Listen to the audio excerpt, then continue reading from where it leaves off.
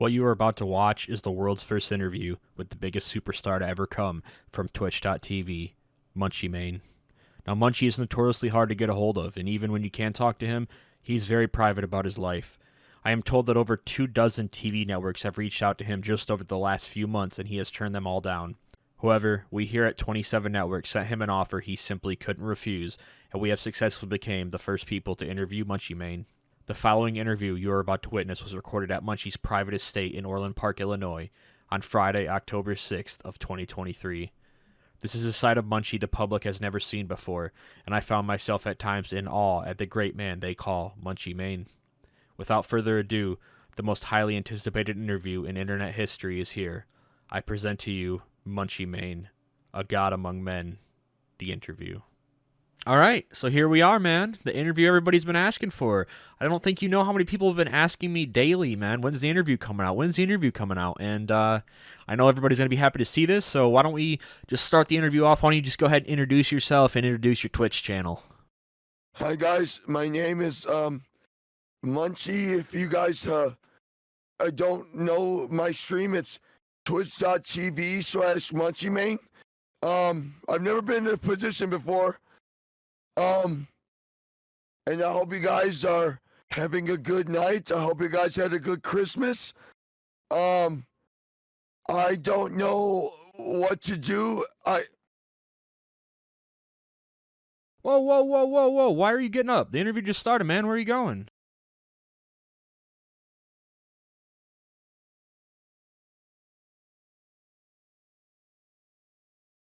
Oh my god, Munchy, bro, please get up. This interview is going on primetime television.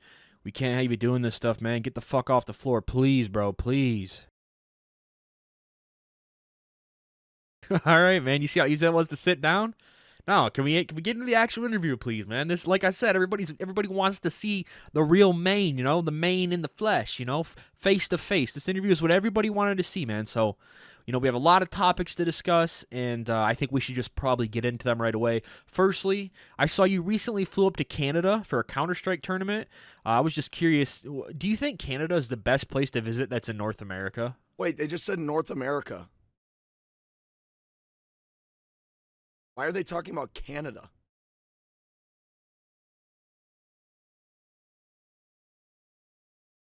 They literally just said North America. That's Canadian, though? I understand that. America.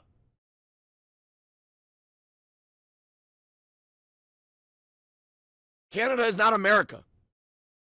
You know what I'm saying? No, you don't understand, Munchy. Canada is a country, and that country, Canada, is located on the continent North America. Did you not know that? You know what, man? Fuck, dude. This is gonna be a long interview. You know what? It's okay. It's okay. We can skip the geographical talk. Let's just get right into why you went to Canada. So the Counter-Strike tournament, I heard they paid you $2 million in cash just to show up and give a speech to all the competitors. That had to have been super fucking cool, dude.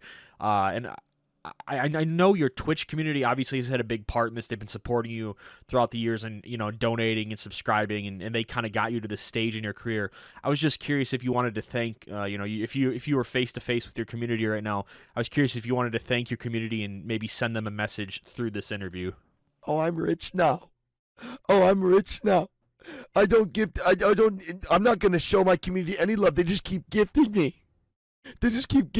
I love it. I'm so rich. Wow, man, that's actually it's actually really fucked up to say. I would think you'd be thankful for them. You know, they gave you this life that you live, this life we live. Shout out Project Pet. I know, one of your favorite artists, but I would think you'd be thankful to your community, but I guess not. I mean, I'm not in your shoes, but I just think that's pretty fucking low. Anyway, we all know you're very passionate, and we all know you love Counter-Strike, obviously. But I was wondering if there was something maybe most people don't know about you that you really love. I want to paint a new picture of Munchy Mane through this intimate sit-down interview. So I was just wondering, can you tell us something else you love besides Counter-Strike? I know dick in my butt. I know dick in my throat. I want dick deep in my butt. I want dick deep in my throat. Yeah, man, that's really fucking weird, to be honest. I guess we just have to agree to disagree on that topic. That was fucking That's fucking like Tism almost weird. But yeah, just a minute ago, I did mention Project Pat, who is a great musical influence and a great musical artist on you. And I was hoping we could get some clarification in this interview about a few things you might have said in the past about a different musical artist named R. Kelly, or AKA Robert Sylvester Kelly. One of your fans actually sent me a clip of you before this interview and said, make sure you ask him about this because it's really fucked up and I want to make sure I'm not misunderstanding you. So I'm going to ask you about it. In the clip he sent me, and I quote, in this clip you say, free Robert Sylvester Kelly, that man did nothing wrong. First off, I think it's a little weird that you know his full name. Most people just know him as R. Kelly. You seem to know him by his full fucking name, which, again, very weird. But you saying free Robert Sylvester Kelly, is that actually a sentiment you agree with? Or I was just wondering if you actually believe that. Do you, Munchy Mane, the person, the man, do you actually think R. Kelly should be free walking the street after all the horrible things he did? R. Kelly should be in public free. Yeah, okay, well, yeah, this interview is definitely getting fucking demonetized after that, I'll tell you what. Anyway, again, on the music topic, I have seen some videos of you, freestyle rapping in the past as well, along to some Project P instrumentals, some Juicy J instrumentals, or, I like to call them Juicy G instrumentals. But I gotta say, man, I'm impressed with your rapping skills, your freestyle skills off the dome skis, you know what I'm saying? I'm really impressed by them.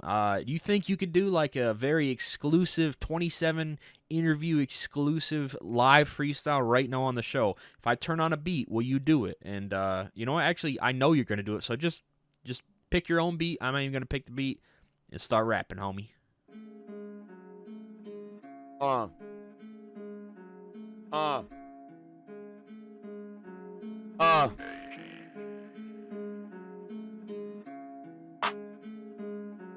Yo, now I'm talking about I did that, but you feel me, man?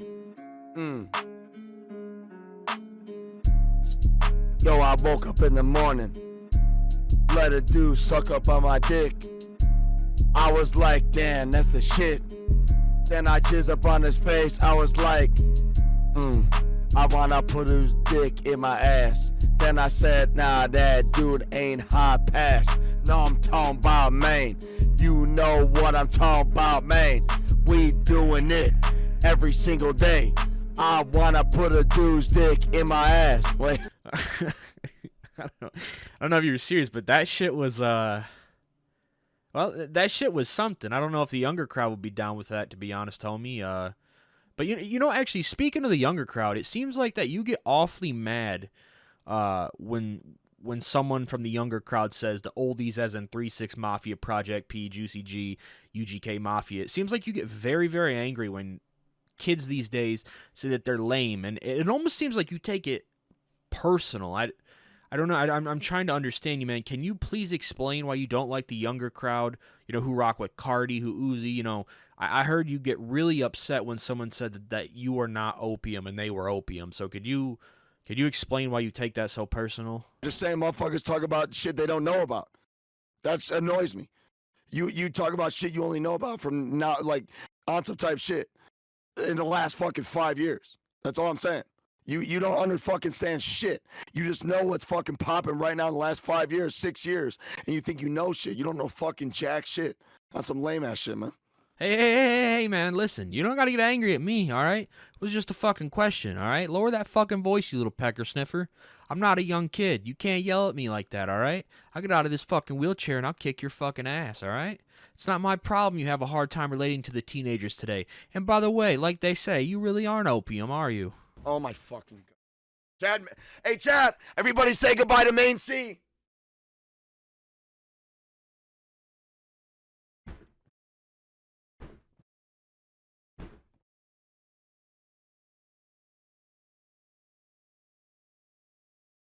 Yep. Knocked out, dead. Man, you got some fucking anger issues, don't you? Listen, I just got a couple more questions for you. We're going to wrap this interview up because clearly you don't have the brain capacity to answer questions and look at a screen at the same time, all right? So we're just going to fucking wrap this shit up. The first very, very, very first random question I picked, can you tell the viewers watching at home what's something you look at every single day of your life that you never get sick of looking at? I look at my dad's dick pretty much every single day of my life. Yeah, that's fucking borderline incest, man. So I wouldn't say that again unless you live in Alabama. I've never been there, but I hear they like that sort of thing down there. And you know what? I actually forgot something. I was supposed to ask you at the start of the interview. Are there any sponsors you'd like to shout out? Maybe tell your followers to go support. I also have I also have a duvet, and guess where I got my bidet from? Hello Tushy. Okay, Chad. If you guys want warm or cold, high-pressured water to clean out your little chocolate starfish after a nasty, dirty dump, go to HelloTushy.com and get yourself a Hello Tushy duvet today. Or maybe tomorrow, or for Valentine's Day for your wife. So when she takes a shitty diarrhea, you don't have to smell it while you're hitting it from the back. Have that nice, clean ass. Awesome. You heard it here first, folks. Go get yourself a duvet at HelloTushy.com. And lastly, like I said, we are going to get you out of here real soon. But with the holidays coming up, is there anything like you really want for Christmas? If you could have one thing in the world, what would you want for Christmas this year? I want 7 dudes to absolutely pummel my tight little brown chocolate starfish till I can't breathe. Yeah, that's another fucking answer I'm not sure how to respond to, Munchy. It's starting to get kind of weird. But next question. You're clearly, obviously getting paid. We're paying you to do this interview because you don't do anything for free anymore. But what do you plan on doing tonight? What do what do you plan on getting into tonight? What do you plan on? How do you plan on spending this money? I wanted to get sauce with the mandem. I wanted to get juicy, slimy. I wanted my butthole to be extra easy insertion later tonight when 4 big ass hunky dudes are stuffing my shit at the same time. At the literal same time. While I'm also preoccupied sucking a dong. Yeah, sounds fucking weird as hell, man. How about a question there's no chance you can make the answer sound sus? For breakfast in the morning, if you had a choice, would you rather have waffles or pancakes? Dude, if you pick waffles over penis, you are fucking... And I spoke too soon. Looks like you can make the fucking answer sus. You know what?